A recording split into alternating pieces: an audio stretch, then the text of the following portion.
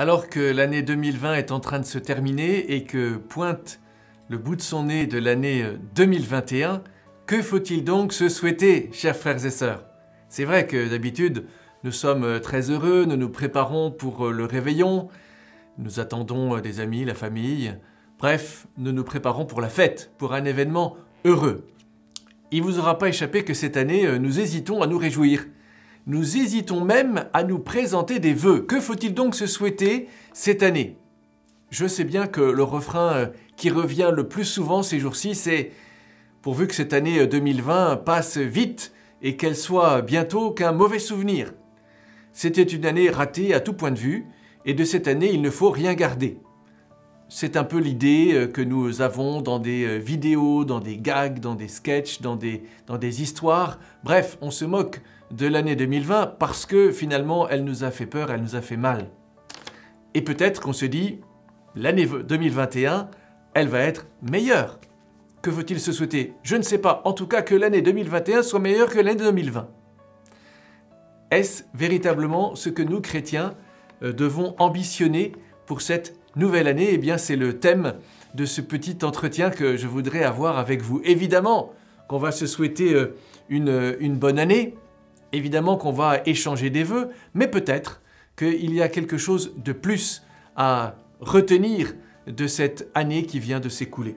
Alors, il ne m'appartient pas de savoir si c'était la pire des années, si c'était dans le top 10 des années les plus terribles de l'histoire, mais peut-être que nous devrions examiner notre rapport avec tout simplement le cours du temps, le temps qui s'écoule, et pas seulement notre rapport avec 2020. Il y a un passage que vous connaissez, frères et sœurs, dans l'évangile de Saint Luc, au chapitre 4, lorsque Jésus vient dans la synagogue de Nazareth. C'est la première fois que dans sa vie publique, on l'entend prêcher. C'est le jour du sabbat, on lui remet le rouleau, c'est lui qui va faire la lecture, et il va tomber sur un passage du prophète Isaïe. Vous le connaissez, frères et sœurs, ce passage. Je vous le lis. On lui remit le livre du prophète Isaïe. L'ayant déroulé, il trouva l'endroit où il est écrit « L'Esprit du Seigneur est sur moi, parce qu'il m'a consacré par son onction pour porter la bonne nouvelle aux pauvres. Et il m'a envoyé guérir ceux qui ont le cœur brisé, annoncer aux captifs la délivrance, aux aveugles le retour à la vue, pour rendre libres les opprimés, publier une année de grâce du Seigneur. » Ayant roulé le livre, il le rendit au ministre et s'assit, et tous dans la synagogue avaient les yeux attachés sur lui. Alors il commença à leur dire « Aujourd'hui, vos oreilles ont entendu l'accomplissement de cet oracle. » Aujourd'hui, cette parole s'accomplit. Une des raisons pour lesquelles Jésus est venu parmi nous, c'est pour publier une année de grâce du Seigneur. Et il me semble qu'il y a tout juste un an, nous échangions des vœux. Nous nous disions « bonne année »,« bonne santé »,« bonne sainteté » peut-être. Et en tout cas, nous nous sommes dit « bien, écoute, je te donne tous mes vœux pour que cette année, pour toi, soit la meilleure. Que ce soit véritablement, puisque nous sommes chrétiens, une année de grâce du Seigneur. » Alors, je vous pose la question, frères et sœurs. Est-ce que vous pensez que cette parole de Jésus ne s'est pas accomplie? Que la parole de Dieu a été vaine, est restée lettre morte cette année, a été stérile et n'a pas porté de fruits? Ce n'est pas possible de se dire cela. Si vous voulez, nous ne pouvons pas nous dire chrétiens et nous dire le Seigneur, au lieu de nous envoyer une année de grâce, nous a envoyé une année ratée. Je ne dis pas l'expression plus vulgaire qu'on utilise habituellement. Tu crois que le Seigneur t'a piégé il y a un an et qu'il t'a donné de vivre la pire année de ta vie? Je ne vais pas me lancer dans ce travail qui serait vain, c'est-à-dire de comparer nos années. Si on s'interroge les uns les autres, quelle a été la pire année de ta vie? Nous avons des expériences, des histoires profondément différentes, frères et sœurs. N'essayons pas de comparer nos années, même nos souffrances, même nos malheurs, ne sont pas comparables. Pour les uns, le même événement va être une souffrance terrible, et pour les autres, un événement somme toute assez banal, parce qu'il revient assez souvent, il se répète. Je pense à des gens qui sont malades depuis des années. Et ils ne vont pas dire « cette année, ça a été mieux ou moins bien, ça a été la même maladie, elle a été aussi difficile ». Nous ne pouvons pas non plus comparer nos histoires avec celles peut-être de nos ancêtres. Combien de nos aînés nous ont dit un jour ou l'autre « Mais si vous aviez connu la guerre, vous vous rendez compte ce qu'on a vécu pendant la guerre, c'était terrible, vous ne savez pas ce que c'est ». Évidemment, on est toujours un peu humilié quand on nous dit ça, parce qu'évidemment, nous n'avons pas connu la guerre. En tout cas, pour nous en Europe, nous sommes une génération qui n'avons pas connu de guerre. Alors, je sais bien qu'on a utilisé le vocabulaire guerrier pour dire « nous sommes en guerre » contre cette terrible pandémie de la Covid-19. Je ne sais pas si vous avez vu ce film assez connu qui s'appelle « Il faut sauver le soldat Ryan ». C'est une histoire qui se passe précisément pendant la guerre. En 1944, une femme a plusieurs enfants, 4 fils, qui sont tous au front, en Europe. Et les 3 frères, les 3 aînés, vont mourir. Il n'en reste qu'un. Et finalement, on se dit, peut-être ce 4e, il faut le lui conserver. La pauvre femme, elle a perdu 3 fils. C'est déjà beaucoup pour une mère. Il faut sauver le soldat Ryan. Et c'est le thème du film. Peut-être qu'il faut se dire, aujourd'hui, plus qu'un autre jour, il faut sauver l'année 2020. Parce que cette année 2020 a été donnée par Dieu. Dieu n'est pas celui qui te donne des pièges, qui envoie des maladies, qui fait mourir et qui crée des guerres. Au contraire, nous avons entendu cette belle nouvelle, cette bonne nouvelle qui est une joie pour tout le peuple. Aujourd'hui, vous est né un sauveur. En 2020, comme dans les autres années. En 2020, on s'est souvenu que nous étions un peu plus de 2000 ans, 2020 ans après la naissance de Jésus-Christ. Au cœur de notre histoire, au cœur de ton histoire, Dieu s'est fait homme. Dieu est venu. Dieu s'est incarné. Mais c'est vrai, quand on dit Dieu s'est fait homme, est-ce que c'est simplement une vérité du catéchisme? Oui, Jésus-Christ est vrai Dieu et vrai homme. C'est lui que le Père nous a envoyé pour nous sauver. C'est la 2e personne de la Sainte Trinité. Bien, bravo. Mais qu'est-ce que ça veut dire aujourd'hui, puisque Jésus, dans la synagogue de Nazareth, dit « Aujourd'hui, devant vos yeux, cette parole s'accomplit. » Oui, il nous a été donné une année de grâce. Et cette année 2020 ne fait pas exception, parce que Jésus-Christ s'est incarné dans ton histoire. Évidemment, il ne vous aura pas échappé non plus qu'au milieu de ces histoires de maladies, d'épidémies, de crises sanitaires, sociales, économiques, il y a eu aussi des bonnes nouvelles. Je pense tout simplement à toutes ces naissances qui ont eu lieu en 2020. On ne va pas dire à celui qui est né en 2020 « tu es une erreur, tu es une anomalie, c'est une année qu'il faut oublier ». Et non, celui-là, il se souviendra de cette année comme l'année où il a reçu le don de la vie. Certes, beaucoup de mariages ont été annulés ou reportés, mais certains ont réussi à passer entre les gouttes. Chez nous, Angélique et Viterbo.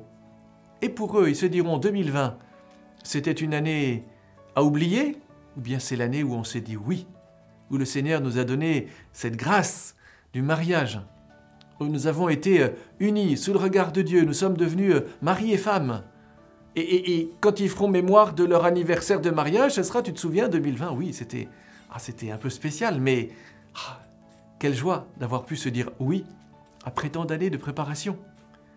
Alors ne comparons pas, s'il vous plaît, toutes nos histoires. Il y a eu des belles choses dans cette année.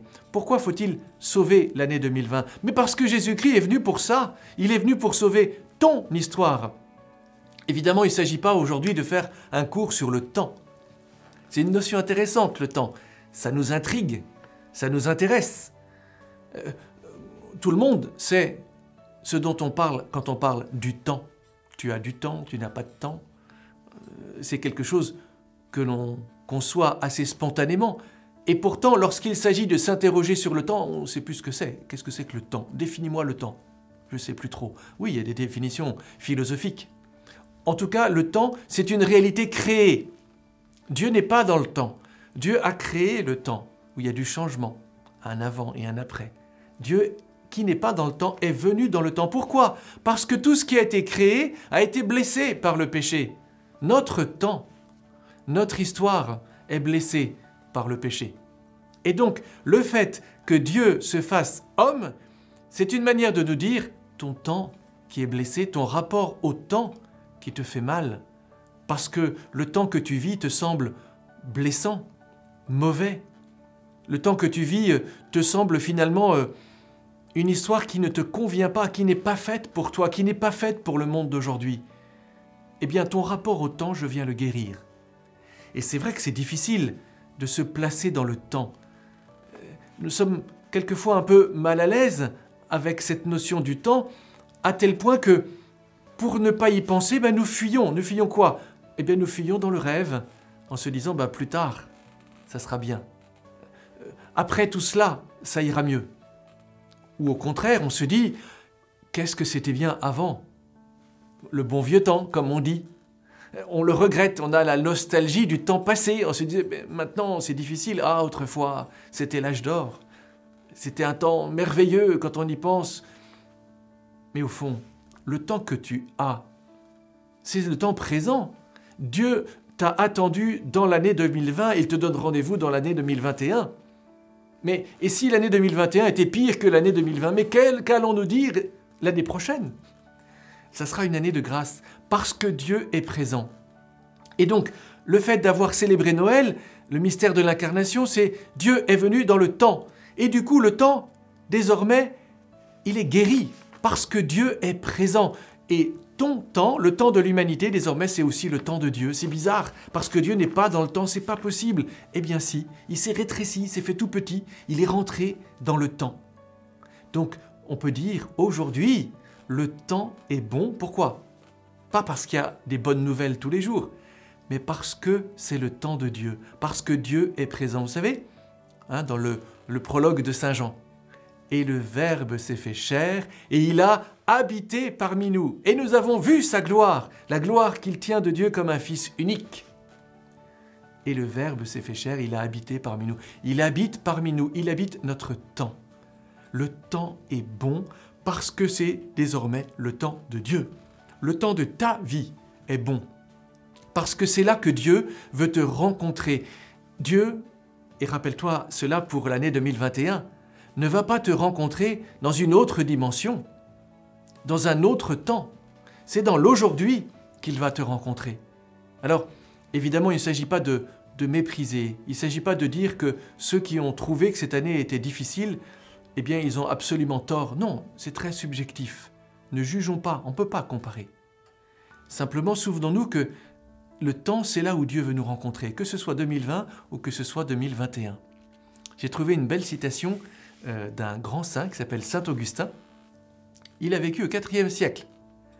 Et au IVe siècle, figurez-vous qu'il y a beaucoup de gens déjà qui se lamentaient sur quoi? Sur les malheurs du temps. Et c'est vrai que dans l'Afrique du Nord de Saint Augustin, il y a eu des combats terribles, puisque toute la civilisation romaine, gréco-romaine qui était installée là en Afrique du Nord va disparaître, balayée par les barbares. Balayée. Il n'en reste rien, que des ruines. Aujourd'hui, on sait que l'Afrique du Nord n'est plus habitée par les descendants des Romains. Alors, qu'est-ce que dit saint Augustin? Quand nous souffrons tel malheur, savons-nous si nos ancêtres n'ont pas souffert les mêmes? Le bon temps. On rencontre pourtant des gens qui récriminent sur leur époque et pour qui celle de nos parents était le bon temps. Si l'on pouvait les ramener à l'époque de leurs parents, est-ce qu'ils ne récrimineraient pas aussi? Et écoutez bien la finale. Le passé, dont tu crois que c'était le bon temps, n'est bon que parce que ça n'est pas le tien. Au IVe siècle, vous voyez, c'était déjà l'époque où on râlait sur les malheurs du temps. Ça ne va pas. C'est terrible. Il y a des maladies, il y a des morts. Il y a autant de morts, mes amis, qu'au IVe siècle. Et on a moins de moyens de soigner les malades. Hein. Le temps passé dont tu penses qu'il était le bon temps, tu ne le trouves bon que parce que ça n'est pas le tien. Alors vous voyez qu'il ne faut pas tomber dans ce piège du murmure. Je vous soupçonne de penser que cette vidéo est à destination d'un public français. Et donc forcément, les Français râlent. Les Français murmurent. Mais est-ce qu'ils ont râlé plus en 2020 que dans les autres années? Probablement que oui. C'est un peu un défaut de fabrication, c'est vrai. Mais il me semble que ce murmure, c'est aussi le péché, en tout cas la tentation du cœur de l'homme, qui murmure contre le plan de Dieu, contre l'histoire que Dieu fait avec lui. C'est le péché d'Israël. Le murmure, pas celui qu'on te chuchote aux oreilles. Le murmure, celui qui râle parce que l'histoire n'est pas bien faite. Israël râle. Un Dieu libère son peuple, ouvre la mer Rouge, fait traverser son peuple à pied sec, engloutit l'armée de Pharaon. Allégresse, joie, c'est la Pâque. Et quelques jours plus tard, le Seigneur nous a envoyés dans le désert pour nous y faire mourir. Qu'est-ce que nous étions bien en Égypte. Ils étaient esclaves, mais on était bien mieux en Égypte. Et peut-être que nous aussi, nous nous disons la même chose. Peut-être que nous avons été aveuglés par cette maladie. Il faut dire qu'on nous en a beaucoup parlé dans les médias. Ici, nous les avons laissés un peu trop ouverts. On nous a parlé même que de cela. Est-ce qu'il s'est passé que cela cette année? Non, certainement pas. C'est faux. C'est une loupe grossissante. Alors, souviens-toi de ce que Dieu a fait pour toi dans cette année. Certes, certains diront, il y a eu de la maladie, il y a eu même peut-être des épreuves terribles, des décès. Peut-être qu'encore aujourd'hui, on en sent les conséquences dans le travail. Peut-être on a perdu son travail, c'est vrai. C'est vrai. Et il faut en être conscient. Et d'ailleurs, c'est un appel pour ceux à qui, justement, les choses semblent meilleures, eh bien de se soucier précisément de ceux qui souffrent. C'est un appel, si vous voulez, à tous ceux qui ont souffert de cette année, appellent leurs frères en disant « Ne nous oubliez pas ». Et ça sonne pour tous les chrétiens eh bien comme un rappel « Attention, qu'as-tu fait de ton frère ?» Le pape, dans cette année 2020, nous a donné une encyclique « Fratelli tutti ». Et il le dit lui-même en écrivant cette encyclique qu'il voulait écrire avant. Il a été marqué profondément par l'époque. Fratelli tutti, son souci de la fraternité. Et donc du coup, cette année 2020, c'est un cri. Qu'as-tu fait de ton frère? Il est celui dont tu dois t'occuper, dont tu dois te soucier. Il souffre plus que toi de cette année. Est-ce que tu vas être pour lui, justement, ce bon samaritain, cette belle parabole? Je vous invite vraiment à relire cette encyclique du pape François. Il médite la parabole du bon samaritain. Il ne s'agit pas de se dire, mais au fond, qui est mon frère? C'est pourquoi Jésus raconte cette parabole. Parce que, justement, on lui dit, mais c'est qui mon prochain? C'est qui mon frère? C'est une mauvaise question, en fait. Jésus dit, tu dois te faire le prochain, tu dois te faire le frère de celui que tu rencontres. De qui vas-tu te faire le frère cette année? Voilà la bonne question pour 2021. C'est une année de grâce, assurément. Et ce ne sera pas une année ratée, même s'il y a encore la Covid-19. C'est une année de grâce. Dieu t'y attend. Et il te lance cet appel, ce défi. Est-ce que tu sauras me reconnaître dans tes frères qui souffrent, qui vont peut-être souffrir plus que toi de cette année? Est-ce que véritablement tu te sens responsable de ton frère? Voilà l'appel qui nous est lancé. Alors oui, n'hésitons pas. Ne soyons pas chagrins au début de cette année en pensant à l'année écoulée, en étant inquiets pour l'année qui va venir. Nous n'en savons rien, ce dont elle sera faite. Ce que nous savons, c'est que Dieu sera avec nous parce qu'il est l'Emmanuel. Et que dans cette année, il ne va pas changer de vocation, changer de nom. C'est important le nom de Dieu. On l'appellera Emmanuel, c'est-à-dire Dieu avec nous. Et cet Emmanuel, c'est Jésus, parce qu'il sauve son peuple de ses péchés. Il te sauve de tes péchés. Alors n'ayons pas peur. On va reprendre ce cri qui a été tellement repris par Saint Jean-Paul II. N'ayez pas peur. C'est Jésus qui nous dit tout simplement, n'ayez pas peur. Au seuil de cette nouvelle année, il te dit, n'aie pas peur. Ne crains pas. Il y a le psaume du bon pasteur, le psaume du bon berger, le psaume 22. Le Seigneur est mon berger. Il me mène vers les eaux tranquilles. Et même si je traverse les ravins de la mort, je ne crains aucun mal. Son bâton me guide et me rassure. Même si on traverse les ravins de la mort, le Seigneur reste avec nous. Le Seigneur ne va pas nous abandonner. Hein, tu as posé ta main sur moi. Hein, ta main me conduit, ta droite me saisit. Tu as posé ta main sur moi. Eh bien, cette année encore, il va renouveler hein, cette mission qui est la sienne. Dieu est Dieu, ne t'inquiète pas, Dieu va faire sa part. Dieu reste ce qu'il est pour toi, il t'aime. Il t'appelle simplement à faire la tienne. Ça résonne comme un appel. Vous voyez, il ne va pas nous plonger dans le bain de l'année 2021, un peu comme quelqu'un qui te plonge dans la piscine alors que tu n'es pas prêt. Mais non, Dieu n'est pas comme cela. Dieu ne nous fait pas des farces. On peut le faire gentiment, jeter quelqu'un dans l'eau. Mais Dieu n'est pas celui qui te plonge dans l'eau sans t'avertir. Il t'accompagne. Alors, j'ai envie de vous dire, écoutez, réjouissez-vous. Réjouissons-nous, mes frères, de cette année qui vient de s'écouler. Rendons grâce pour la présence de Dieu au milieu de tous ces malheurs. Il ne nous a pas abandonnés. Sachons enfin que dans l'année 2021, il va faire une histoire avec nous. Accueillons, préparons-nous pour ces rencontres quotidiennes avec le Seigneur. Il te donne rendez-vous en 2021. Ne le rate pas. Bonne année à chacun d'entre vous.